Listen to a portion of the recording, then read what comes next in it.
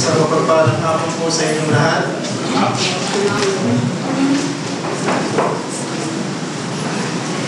Napakarami pong tao ang nagdirigo ngayong araw na ito sapagkat ang kanilang kilalang Jesus ay na kanilang pinatay noong nakaraang Biyernes ay muli nilang pinuhay ngayong araw na ito.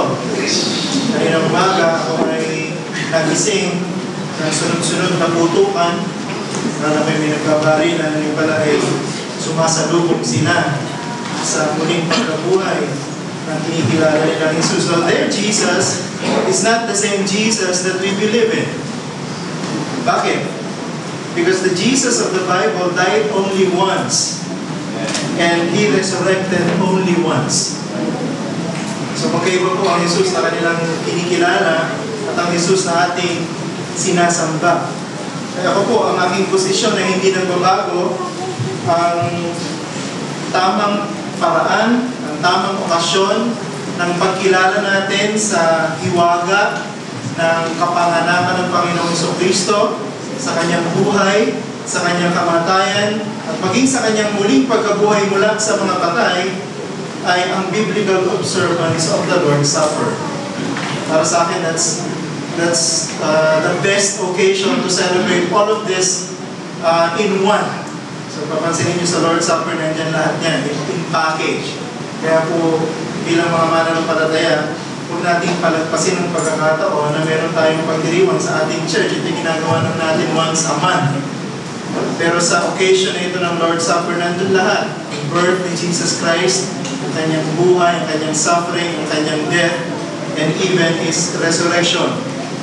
Pero ngayong hapon po, I will not direct your attention to the fact that Jesus indeed resurrected from the grave.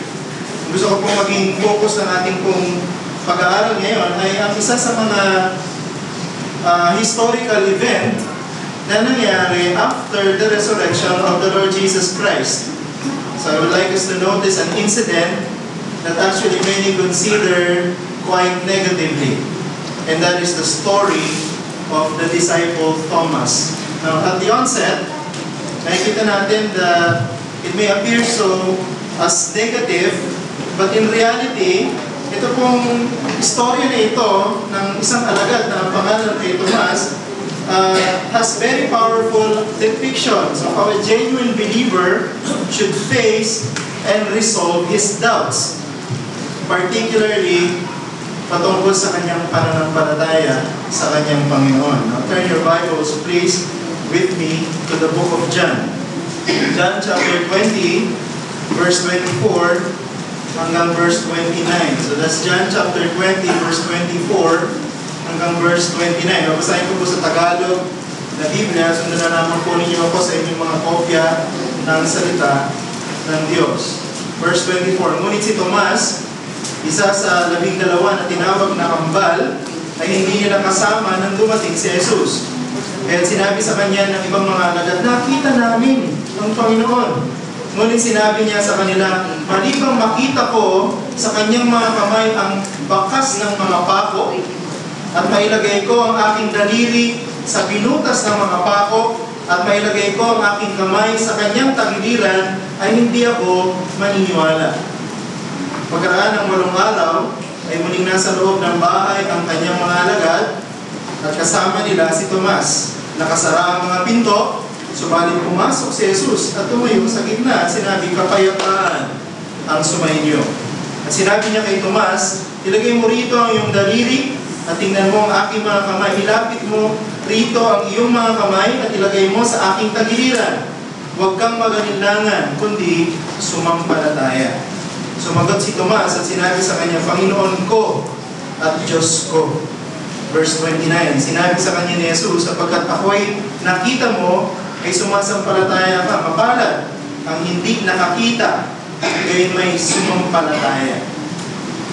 From these verses, 2 bagay lang po yung gusto kong bigyan ng diin sa ating pag-aaral ngayon. Una, the case of the skeptical believer. That's point number 1. The case of the skeptical believer. And secondly, the cure for the skeptic's unbelief. The cure for the skeptic's unbelief. So, pansinin po natin yung unang point natin. the case of the skeptical believer. Yes, I know. Our first point may sound contradictory. A skeptical believer, contradictory, skeptical na believer. Now, can a person claim to be a believer and a skeptical at the same time? Pwede bang sabihin niya, ako isang mananampalataya ni Jesus, pero ako ay puno ng pag-aalinlangan. Pero alam niyo, hindi natin pwedeng i-deny na ang statement na ito ay hindi fictional.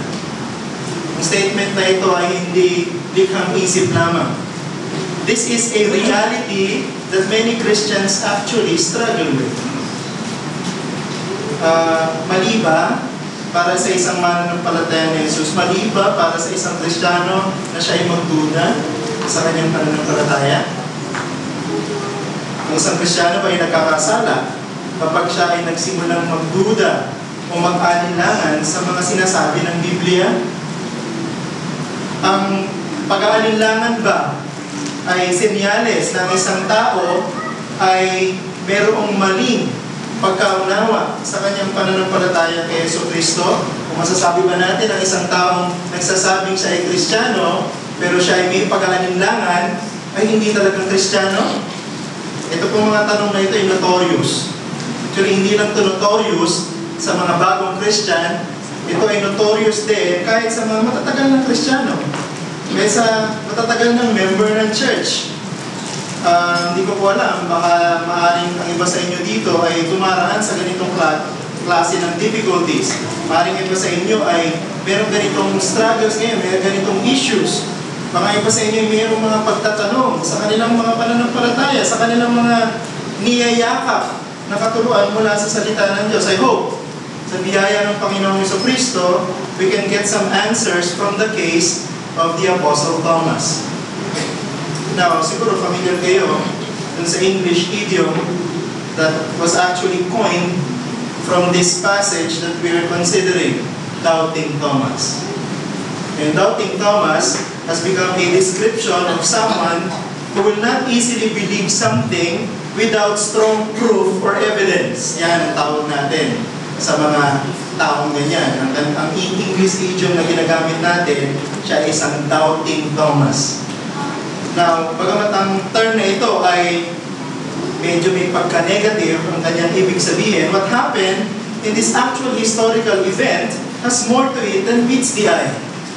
Pag pinag-aralan nyo siyang mabuti, hindi po dapat maging negative sa atin ang dating ng istorya ng alagad o ng apostol na si Tomas. Now, before we answer all of these issues sa ating pag-aaral, so kung pansinin muna natin, ano nga ba nagiging dahilan ng ating mga pag-aalinlangan? Bakit nga ba nag-aalinlangan tayo? Bakit tayo may mga doubt? Now, doubt itself has many causes. Isa sa mga pwedeng maging cause ng doubt is ignorance. So there's such a thing as doubt caused by ignorance.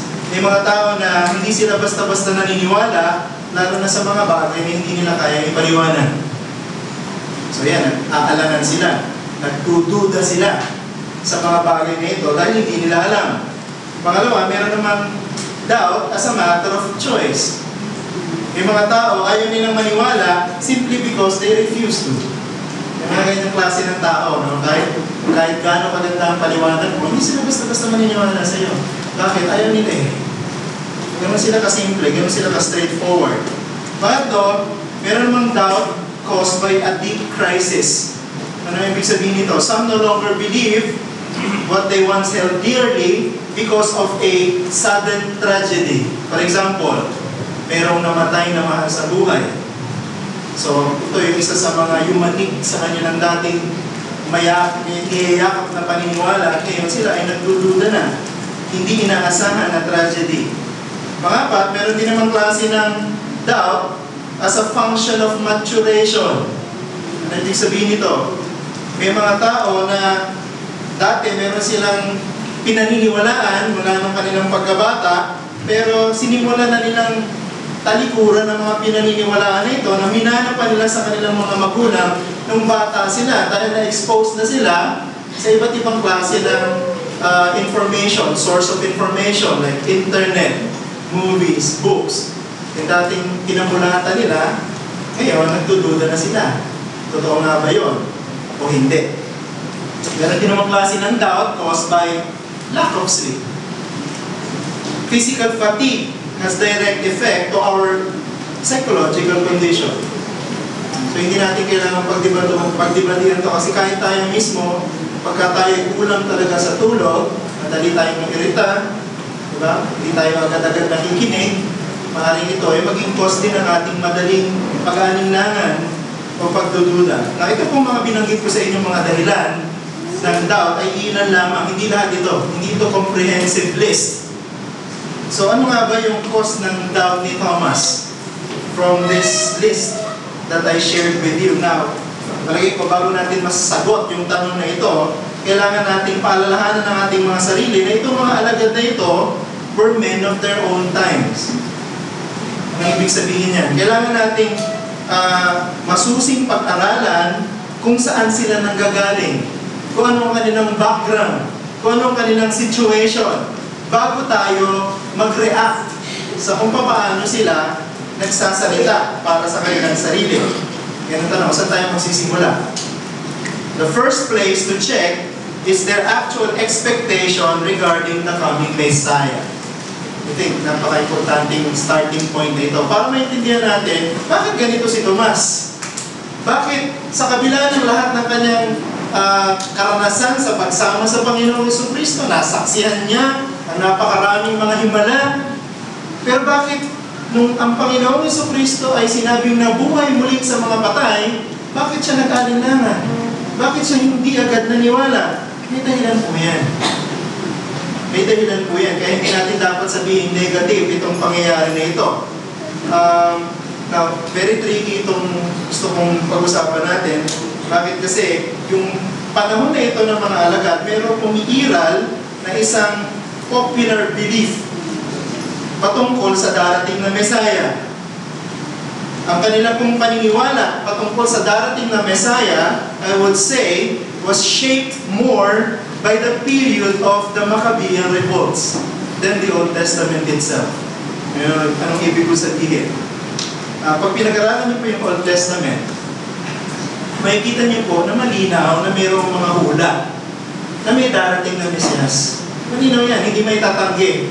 At alam ng mga Hudyo ito, na mayroong darating na Mesiyas. Kaya lang, pag pinag-aralan niyo mabuti kung paano inilarawan ng lumang tipan, ang Mesiyas na darating, hindi ito mag-fit dun sa current image of the coming Messiah impressed in the minds of the Jews. Pag pinag-aralan niyo po yung Isaiah 53, isang example.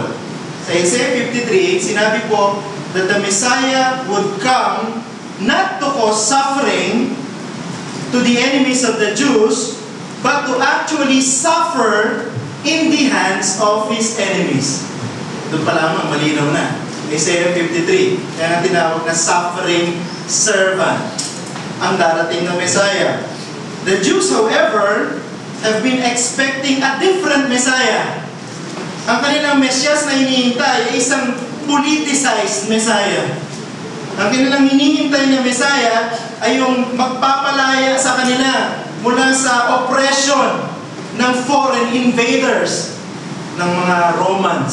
So yun ang kanilang idea of the Messiah. Hindi ito influence ng Old Testament, kundi mas influence ng nangyari dun sa mga pag-aalsa nung tinatawag nating 400 years of silence na pagitan ng Old Testament at saka ng New Testament. In other words, the Jews had no category of a Messiah that would suffer and die. Yun yung situation na pinanggagalingan ng mga alagad.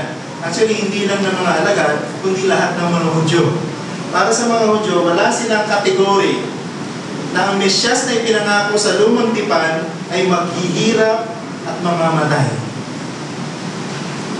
Hindi lahat ng mga alagad ng Panginoong Jesucristo ay may pinag-aralan. Hindi lang sa atin yan. Pag pinag-aralan yung kanilang mga background, marami sa kanila, simpleng mga tao lang.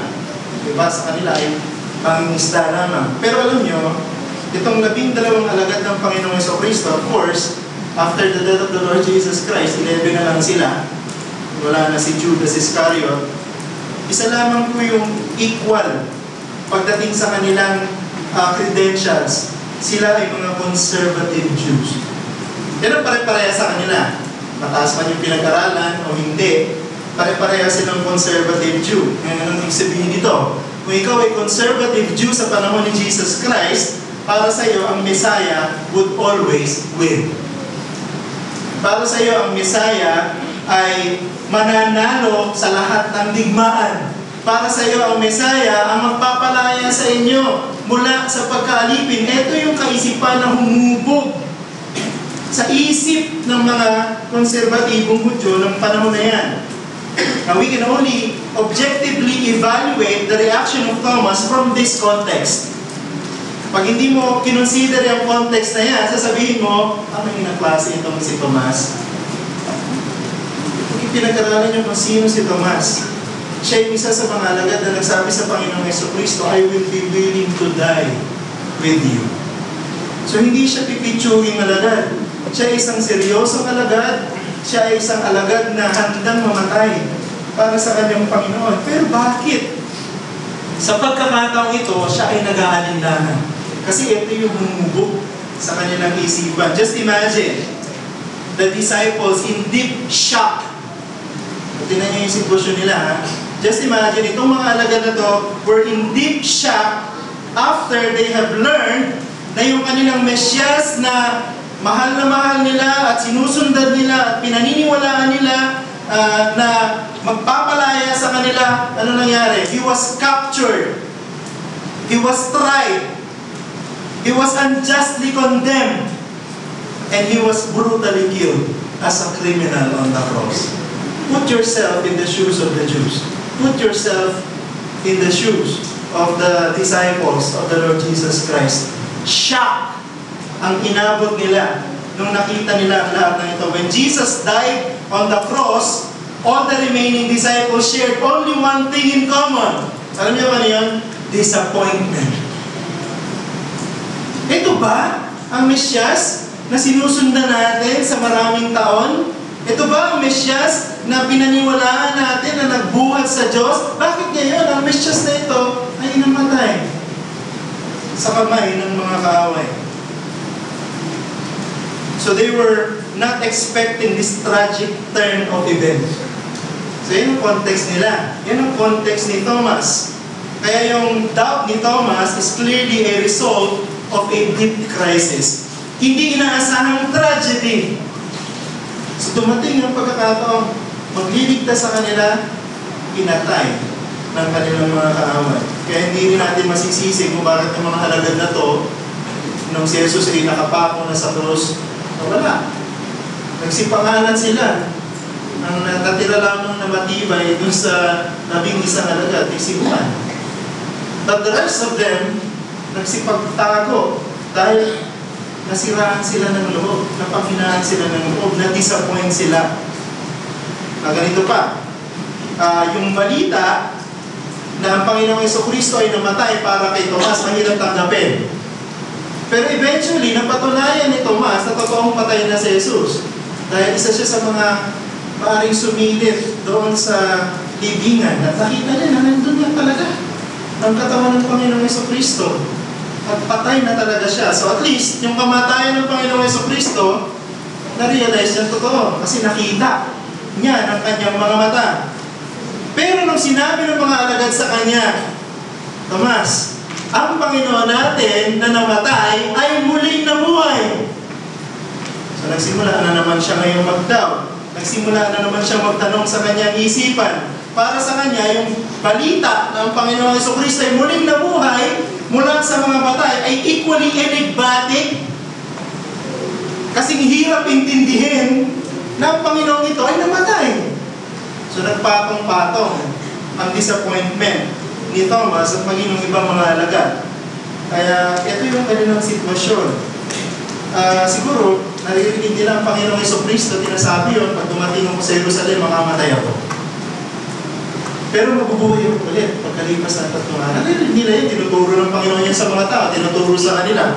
Pero siguro, talagang sa mga pagkakataon na ito, bagamat hindi malabo yung sinasabi ng Panginoong Jesucristo, the disciples simply did not understand. Paling sa kanila siguro, yung sinabi ng Panginoon na pag dumating ako sa Jerusalem, mamamatay ako. At pagkatapos ng 3 araw, mabubuhay ako. Para siguro sa kanila, ang Panginoon ay nagsasalita sa symbolic language. Baka sinasabi nila sa isip nila, baka ang Panginoon nagsasabi na naman sa atin ng mga parables. Baka yung kanyang expression ay parabolic, symbolical, figurative, hindi totoong mangyayari. Parang gano'n ang kanilang iniisip. So kala siguro nila, hindi magkakatotoo. Pero nung nangyari, just imagine yung shock ng mga alagad na ito. Just imagine yung pagkasira ng kanilang loob. Everything that Jesus said turned out to be real. He did die. And then at this particular moment, sinasabi sa kanya ng mga co-disciples niya, the Lord Jesus Christ resurrected from the dead. Para sa kanya, there's only one thing I need to do. I need to face the facts. Kailangan kong harapin ang katotohanan. Kailangan kong mapatunayan kung yung sinasabi nila ay totoo. Yan yung pinanggagalingan ni Tomas. Yan ang kaso ni Tomas as a skeptical believer. So the skepticism of Thomas started with the news that Jesus has died. And then, patungan pa ng isa, this Jesus who died, na alam nilang sinelyo doon sa bibingan, yun, nabuhay. So hindi nila matanggap sa kanilang simpleng pag-iisip ang nangyari. So then later, sinabi niya doon sa verse 25, I think yung sinabi ni Thomas dito sa verse 25, valid eh. Pag-aaralan mo yung sitwasyon niya bilang isang alagad, sa lahat ng kanilang pinagdaanan, valid yung gusto niyang mangyari. Maliban na lamang na mahipo ko, maliban na lamang na maipasok ang aking kamay sa kanyang tagiliran, hindi ako maniniwala. Now, the death of Jesus was shocking, but the tomb was his proof. Now, the resurrection of Jesus is even more shocking. Anong gusto niya? I need another proof. Patunayan ko na matay siya, nakita ko. Sinasabi niya nang nabuhay siya, kailangan makita ko rin. Ganun na kasimple si Thomas sa kanyang pag-iisip. Now, if there is one practical application na gusto kong makuha natin dito sa particular point na ito, pwede natin apply sa ating pagkasalukuyang panahon. Ito yan. You will be missing a lot of benefits when you miss meeting God during the Lord's Day. Bakit ko nasabi yan? Alam niyo kung anong araw ma-absent si Tomas? Yan yung sa chapter 20, verse 19. Na magdadapit hapon na ang araw na yun, na unang araw ng linggo, habang nakasara ang mga pinto sa kinaroroonan ng mga alagad dahil sa takot sa mga Hudyo, dumating si Jesus at tumayo sa gitna at sa kanila sinabi, kapayapaan ang sumainyo. So kailan nangyari yung unang appearance ni Jesus Christ?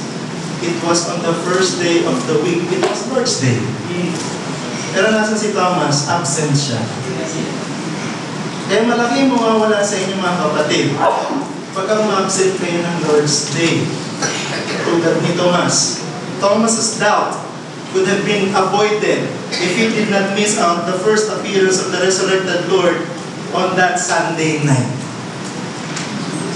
And it is clear from this case that the Lord's Day is intended to benefit only those who are willing to wait upon the Lord. The same goes sa panahon natin ngayon. Kung gusto mo natanggapin ang pagpapala ng Lord's Day, you should be present. You should be willing to wait upon the appearance of the Lord. Of course, sa panahon natin, He will not appear physically, pero alam natin that every Lord's Day, God will be blessing His people, who will be gathering, and who will be sitting at the preaching of the Word of God. Kung hindi ka pupunta pag Lord's Day, ikaw ang nawalan. At hindi ang church na nakakita at nakasaksi sa biyaya ng Panginoon sa araw na yan. So that's our first point, the case of the skeptical believer. Let's go to the second point. the cure for the skeptic's unbelief. Siguro isang bagay na kailangan natin maging malinaw sa atin sa passage na ito, si Apostle Thomas is a clear evidence that a genuine believer can have doubts. Ang isang totoong mananampalataya ng Panginoong Jesucristo, pwede siyang magkaroon ng alinlangan, pwede siyang magkaroon ng duda, pwede siyang magkaroon ng katanungan sa kanyang isip patungkol sa kanyang pananampalataya. Actually, si Thomas did not only have simple doubts, but serious ones. Pinag-aralan niyo mabuti, hindi simple yung kanyang pag-aalinlangan. Pinagdudahan niya na ang Panginoon niya, na nagsabing siya'y mabubuhay pagkatapos ng 3 araw, ay nabuhay nga talaga mula sa mga patay. Now, gusto ko sabihin, doubting itself is not wrong. Ang pag-aalinlangan ay hindi masama. Para sa akin, may naniniwala na ang pag-aalinlangan ay indikasyon na ang taong ito ay nag-iisip ng seryoso patungkol sa kanyang pinaniniwalaan. Kasi sinusuri niya kung ano kanyang pinaniniwalaan, sinusuri niya kung ano yung kanyang naririnig, sinusuri niya kung ano yung kanyang binabasa. It's better for a Christian to doubt than to not understand anything at all. Or pretend na naiintindihan niya ang lahat ng bagay na narinig niya. Okay, doubting itself is not wrong. Pero gusto kong pag-aralan natin dito, Thomas's doubt, bagamat mayroong dahilan ang kanyang doubt, pero gusto kong pansinin natin kung ano yung ginawa niya patungkol sa kanyang doubt. Anong ginawa niya sa kanyang pagiging skeptical? Siguro mahirap talaga para kay Thomas na kumbinsihin ang kanyang sarili nung isang linggo na yon, pagkatapos na magpakita ang Panginoon sa unang pagkakataon. Siguro nahihirapan siya, paano mangyayari yun? Ang patay, muling nabuhay. Bagamat nakita niya siguro kung paano binuhay muli si Lazaro, pero nandun si Jesus nung binuhay si Lazaro, pero ito nabuhay siya na walang bumuhay sa kanya. Paano kaya nangyari yun? Siguro binabalikan niya yung kanyang Hebrew Bible, Old Testament natin ngayon. Siguro nire-review niya yung mga pinag-aralan niya sa synagogue nung umaten siya, pero talagang hindi niya ma-reconcile sa isip niya kung paano na nangyari ito. Siguro maging yung mga himala na nakita niya mismo sa kanyang mga mata, nag-cloud siguro sa kanyang isipan. Napuno ang kanyang isip ng pagtatanong, totoo nga bang nangyari ang lahat ng ito? This time, sabi niya, bagamat nakaalinlangan ako, meron akong kailangan gawin patungkol sa pag-aalinlangan ko na ito. I must have a way to convince myself that the resurrection of Jesus Christ is true. Pero maganda sa kanya. Bagamat si Thomas, nag-alinlangan siya, hindi siya huminto. Hindi niya hinayaan na siya ay maparalisa ng kanyang pag-aalinlangan. Gumawa siya ng pagkakataon, gumawa siya ng paraan para mapatunayan niya sa kanyang sarili na totoo nga na nabuhay ang Panginoon. Kaya nag-demand siya, unless na magawa ko ang lahat ng bagay na ito, hindi ako maniniwala. Siguro pwede natin sabihin si Tomas, mabilis siya sa kanyang pagdududa, pero hindi tayo hinto. Si Tomas, mabilis siya sa kanyang pagdududa, sa kanyang pag-aalinlangan, pero sincere din siya at determined din siya na hanapin ang katotohanan. Kasi sinabi ko yung doubt, it's not wrong. Kung hihinto ka sa doubt, talagang magkakaproblema ka. Pero si Thomas, hindi siya huminto sa kanyang doubt. Umanap siya ng paraan para mapatunayan niya ang kanyang narinig. Kaya sa verse 26, sinabi sa atin na nung sumunod na Lord's Day, yan na. Kaya huwag kang absent sa Lord's Day. Kasi every Lord's Day, nangyayari yung blessing ng Panginoon sa kanyang mga alagad. Verse 26 sinabi na after a week, the disciples gathered once more on the Lord's Day.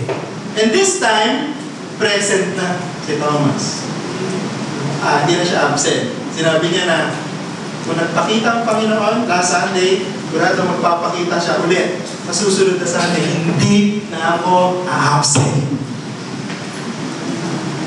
Practical sa atin yan, di ba? Kung gusto niyo ma-experience yung blessing ng Panginoon ng Lord's Day, dapat nandito ka.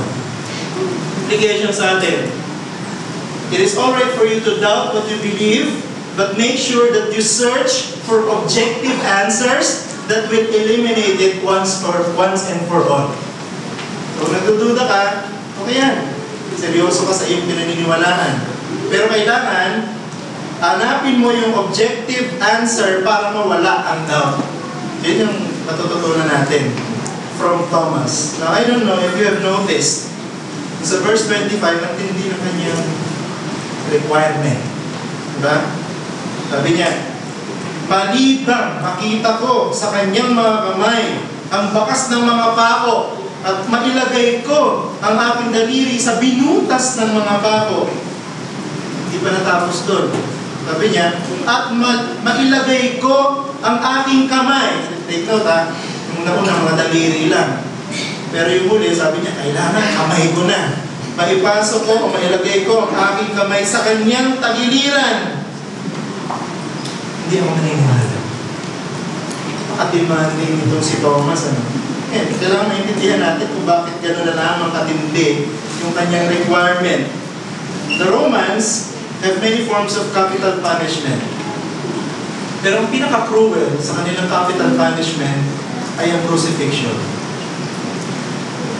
Now, ito pong crucifixion, naka-reserve lang yan dun sa mga alipin, sa mga scumbags, tawagin natin sa ating mga latak ng lipunan, at sa mga traidor sa pamahalaan.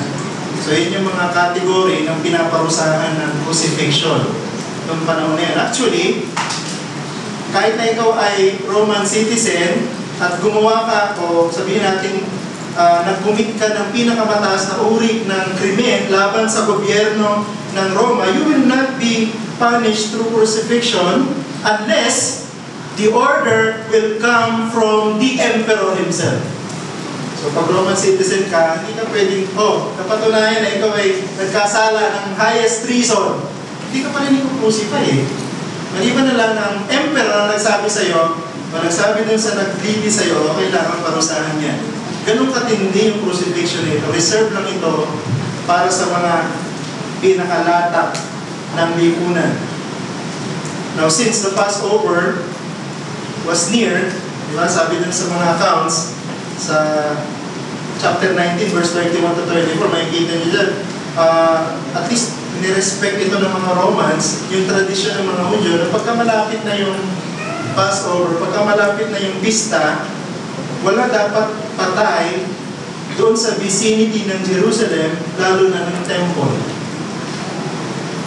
Now, paalala natin doon sa mga account na merong nangyayari na yung mga patay, o yung mga nakapako sa krus na hindi pa patay, ang ginagawa ng mga Roman soldiers, tandaan nyo, pupunta sila doon, pag nakita nila humihinga pa, gagawin nila, babalihin nila yung mga paa.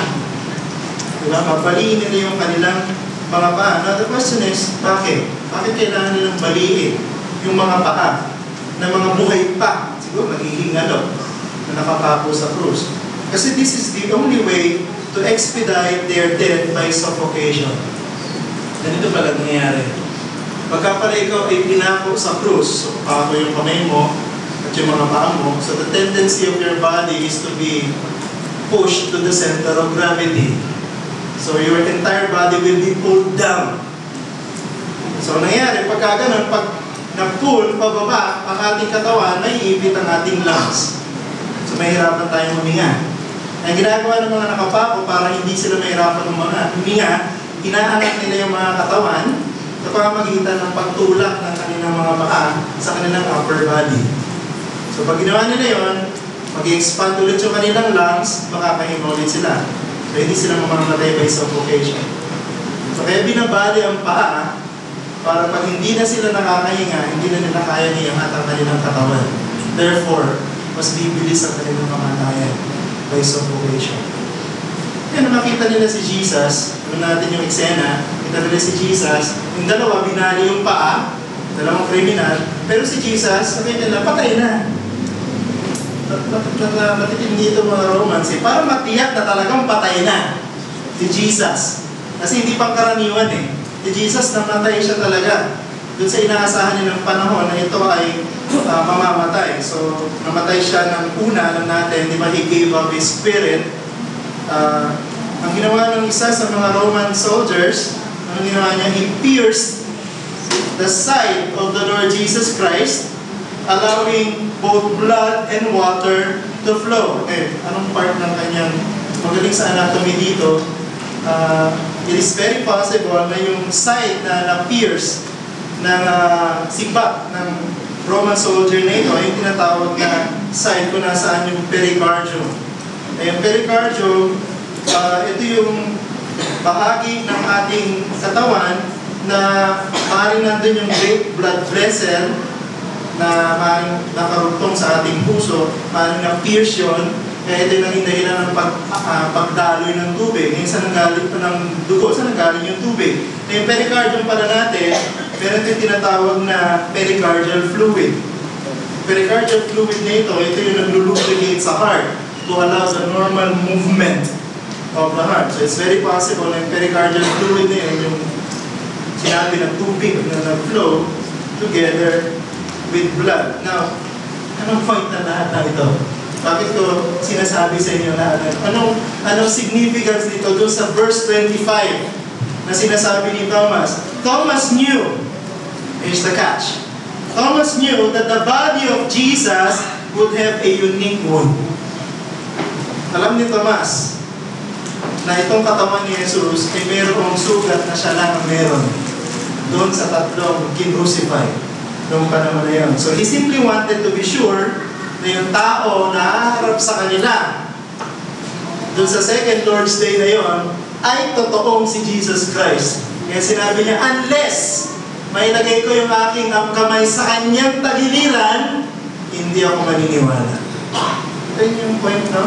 Point ko lang dito, si Thomas, mabilis siya sa kanyang pag-aalinlangan, pero seryoso siya sa kanyang pangangalap ng detalye para maniwala siya sa isang bagay. Ito pong request ni Thomas na ito, siguro annoying para sa marami sa atin. Bakit pa kailangan yung request ng lahat ng ito? Pero alam nyo, it can teach us several truths. Una, doubt must be addressed immediately. So ikaw ay nag-aalinlangan, siguro sa ating sitwasyon, kaya ikaw ay nag-aalinlangan sa iyong pananampalataya, huwag mong patagalin yung iyong pag-aalinlangan. Gumawa ka agad ng paraan para masatisfy mo yung iyong doubt. Thomas did not hesitate to wait for the next appearance of Jesus. Hindi yung sinabi, magbabakasyon muna ako. Next month na lang ako ulit babalik. Hindi. The following Sunday, siguro inip na siya. Gusto niya na talagang ma-verify kung totoong nabuhay ang Panginoong Jesucristo. He did not allow his doubt to paralyze his faith.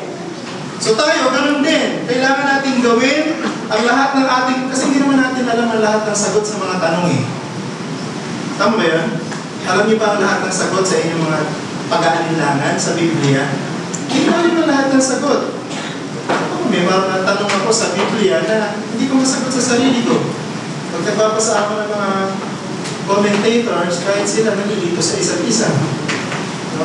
So, may mga pagtatanong tayo. Pero importante, hindi tayo dapat mag-give up sa pag-search ng facts, ng katotohanan na sinasabi sa atin ng salita ng Diyos. Thomas did not waste a precious opportunity para mawala yung kanyang doubt. Ganyan ka rin, kapatid. Kung ikaw ay mayroong pag-aalinlangan sa iyong pananampalataya, huwag mo nang pagtagalin. Magtanong ka na. Okay, mag-search ka na sa scripture, magbasa ka na ng mga books. Huwag mo kayang lumutang yung mga doubts mo. Kailangan mahanapan mo sila ng objective answers. Pangalawa, doubt must be addressed objectively. Tulad ng sinabi ko. Thomas doubted the resurrection of Jesus, pero humanap siya ng mga verifiable evidences that would convince him of its truthfulness. Kailangan yung daliri ko, ipatong ko dun sa marka ng pako. Kailangan yung kamay ko mailagay ko sa kanyang tagiliran. Humanap siya ng verifiable evidences para maalis yung kanyang doubt. Kapag ganyan, ang mga mananampalataya, he did not allow his mind to wander in subjectivism. Ganito lang nangyari. Okay na ito. So he was not satisfied with mere speculations. Ayaw niya ng haka-haka. Ayaw niya ng baka. Para sa kanya, kailangan totoo. Kailangan mapapatunayan ko yung sinasabi nila. So he aimed to satisfy his doubt by what is factual, by what is real, by what is verifiable. Pangatlo, I think this is one of the most important points here. Doubt must be addressed by divine revelation. Ito yung nangyari sa verse 27. Sinabi niya kay Tomas, Panginoong Jesucristo, pakita, ilagay mo rito ang iyong daliri at tingnan mo ang aking mga kamay. Ilapit mo rito ang iyong kamay at ilagay mo sa aking tagiliran. Huwag kang magalinlangan, kundi sumampalataya. Pakita ulit si Jesus. Okay, so first point, okay na. So totoong nagpakita ang Panginoong Jesucristo. Pero pansinin niyo yung ginawa ni John. Yung eksena, zinumin niya. Diba sa pag nanonood kayo ng pelikula, anumang telenovela, may maraming eksena na magkakasama sa isang oras na ganyan, pinanonood niyo. Pero ito, sa eksena ito, zinumin niya dyan. Diba? Parang si Jesus lang at saka si Thomas yung magkausap. Kasi ba siya, no? Kapit siya, nandun yung 11 disciples, pero pagdating nyo dito sa verse 27, parang kausap lang ni Jesus si Thomas. Sila ng dalawa. Pero ito ang gusto kong malaman, gusto kong sabihin sa inyo, Jesus eliminated Thomas's doubt by revealing Himself to him. Inalis ng Panginoong Jesucristo ang pag-aalinlangan ni Tomas sa pamagitan ng pagpapahayag ng kanyang sarili sa kanya. So next time, pagka tayo ay nag-aalinlangan sa ating pananampalataya, kailangan nating pumunta agad doon sa ating objective source of truth. Ano ba ang objective source of truth natin bilang mga Christian? Bible. Itong Bible. Ito ang objective source of truth natin. Actually, si Peter, sinabi niya ito sa 2 Peter chapter 1 verse 19, the prophetic word more fully confirmed, to which you will do well to pay attention. Ngayon, sinabi nito ni Peter, binabalikan niya yung nangyari sa kanyang karanasan doon sa Mount of Transfiguration. Just imagine, si Peter, kasama niya yung dalawa pa sa mga alagad, nakita nila ang Panginoong Jesucristo nagbago ng anyo. At nakita rin nila si Moises, at saka si Elias. Meron pa bang mas spectacular sa experience na yun? Nakita nila ang pagbabago ng Diyos ng Panginoong Jesucristo. Binuksan ng Diyos yung kanilang mga mata. Nakita nila kung ano talaga si Jesus, kung sino talaga siya. Pero pagdating natin sa 2 Peter chapter 1, the prophetic word more fully confirmed. Ibig sabihin, compared dun sa experience ko sa Mount Transfiguration, much better ang written word. Ito, pwede mong balik-balikan. Pwede mong pulit-pulitin. Kung meron kang pagtatanong sa isip mo, balikan mo yung salita ng Diyos. Ito ang nag-iisa na source of divine revelation sa ating panahon ngayon hanggang sa magbalik ang Panginoong Jesucristo. Wala nang iba. So kung meron kang pag-aalinlangan sa pananampalataya mo, bumalik ka sa Bible. Dahil ito lang ang sasagot sa iyong mga katanungan. Pangapat, ang huli, the doubt of Thomas was transformed into strong belief. Ito yung makikita natin sa verse 28. Sinabi niya, my Lord and my God. May maraming quote na nagsasabi na kaya nasabi ni Thomas yan dahil nagulat siya. Lumabas, nakasarado Sarado niya. Baga, biglang sumulpot si Jesus sa kanilang talagina. So sabi ng mga cults, na nagulat si Thomas, nagulat. Kasi, my Lord, my God, nandiyan ka na pala. Pero alam nyo, itong klase ng interpretation na ito ay unthinkable, lalo na sa mga panahon na ito. Ang mga Hudyo sa panahon na ito, mataas ang kanilang respeto sa third commandment. You shall not use the name of God in vain. So Thomas may have been doubtful, but he would never profane the name of God. Yun ang nakalimutan nila. Si Tomas, isa pa. Kung si Tomas talaga ay nilalapastangan niya ang pangalan ng Diyos sa pamamagitan ng pagsasalita kay Jesus na siya ay Diyos, Sino ba unang dapat sumaway sa Kanya? Di ba ang Panginoong Jesucristo? Dahil siya yung sinasabihan. Pero sinaway ba siya ng Panginoong Jesucristo? Hindi. Sabi pa nga ng Panginoong Jesucristo sa susunod na verse, di ngayon naniniwala ka na. Hindi niya sinaway. Si Thomas, sa kanyang confession, sa kanyang pagpapahayag, the confession of Thomas is a proof not only of his renewed faith in Jesus, but his transformed life because of the fact of the resurrection. Naniniwala ako na lahat ng mga alagad na ito, nagbago ang kanilang buong pagkakilala kay Jesucristo after the resurrection. Siguro yung lahat ng mga doubts nila, lahat ng binanggit ko sa inyo na maling conception nila sa Messiah, lahat yan nagbago nung nakita nila na si Jesus ay muling nabuhay. Kaya itong resurrection ni Jesus Christ is the turning point of Christianity.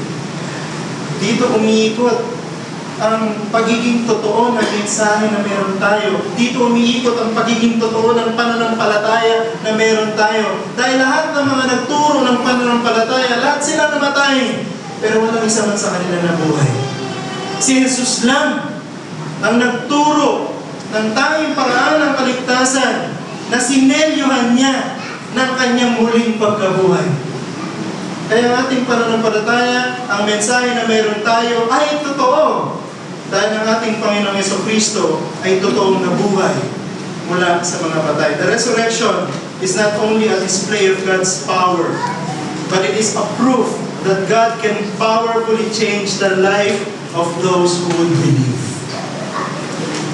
Kaya hindi sapat na ikaw ay naniniwala si Jesus ay namatay. Ang gospel natin, tandaan po ninyo, hindi lang yung Jesus died.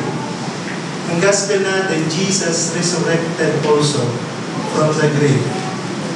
Kaya tayo talaga ang full gospel. Kaya pagka sinabi niya na ang gospel natin ay si Jesus ay namatay sa cross, hindi full gospel yan. Ang full gospel talaga, Jesus died, but Jesus resurrected again from the dead. So it definitely changed the lives of the disciples. It can definitely change your life if you will believe in this Jesus Christ of the gospel. Gusto ko yung message na ating muling song ngayon. Kung ikaw ay puno ng pag-aalinlangan, kung ikaw ay puno ng pagdududa, kung ikaw ay nahihirapan sa pagharap sa mga tukso, diba, sa mga patibong ng kaaway, ano kailangan natin gawin? Katulad ng nasumpungang assurance ni Thomas, lumapit ka sa Panginoong Jesucristo, tumakbo ka sa Panginoong Jesucristo. Kung ikaw hindi pa Kristiyano, isa lang ang paraan para maalis ang iyong takot sa parusa ng Diyos. At yun ay tumakbo ka kay Jesucristo at manampalataya ka na siya lang ang paraan ng kaligtasan at wala nang iba. Kung pipilitin mo na iligtas ang iyong sarili, hindi ka tumatakbo patungo na Jesus, tumatakbo ka patungo sa iyong sariling kapahamakan. So kung Kristiyano ka na, itong mga bagay na ito ay nakapanahon para sa iyo. Kung may pagdududa sa iyong pananampalataya, marami tayong pinag-aralan dito. I hope, by the grace of God, your doubt will change into confidence. Your doubt will change into strong belief. Lalo na sa katotohanan ng sinasabi ng Ebanghelyo ni Jesucristo. Purihin natin ang Panginoon tayo po lahat ay